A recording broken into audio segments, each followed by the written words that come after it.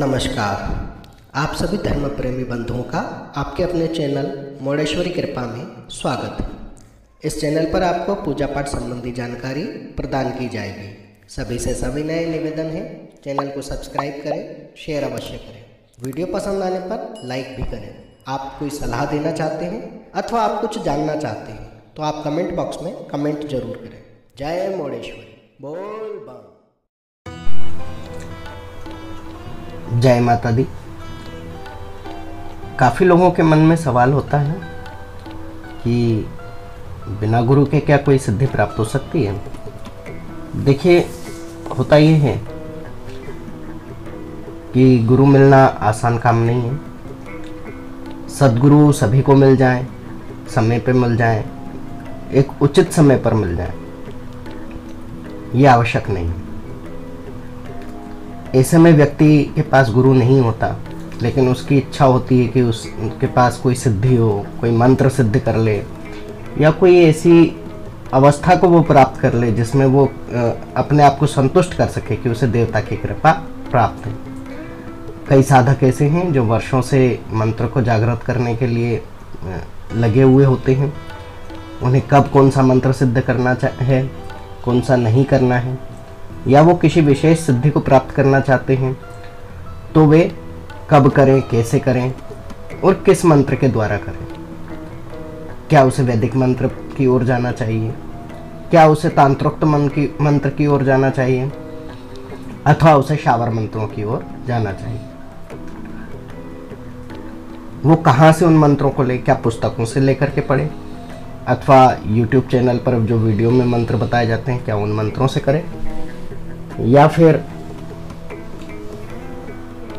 किस तरह के मंत्रों को कहां से ले और किस तरीके से जागृत करें। कई शंकाएं होना स्वाभाविक है। इसीलिए किसी भी प्रकार की सिद्धि में गुरु की आवश्यकता होती है। गुरु ही है जो मार्गदर्शन करता है, ज्ञान देता है कि इस व्यक्ति के लिए कौन सा मंत्र आवश्यक है, वो बताता है, और कौन से मंत्र के द्वारा वह किस प्रकार की सिद्धि शीघ्र प्राप्त कर सकता है। किस व्यक्ति के लिए कौन सा मंत्र अथवा कौन सी सिद्धि फलकारक होगी, फलदायी होगी, लाभप्रद होगी, यह सिर्फ गुरु ही बता सकते हैं।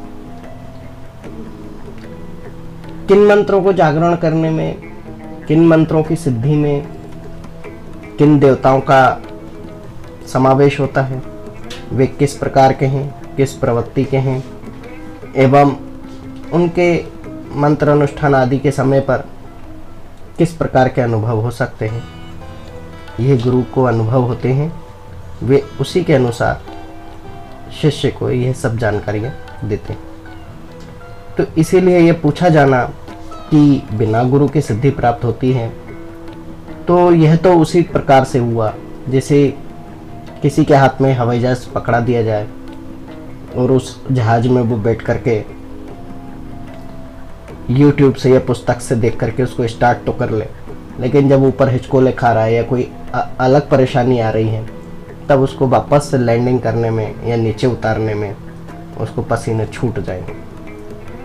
तो वही अवस्था है कि सब कुछ आपके हाथ में है, परंतु उचित मार्गदर्शन न होने पर आप कुछ नहीं कर सकते। आपके लिए सब व्यर्थ है।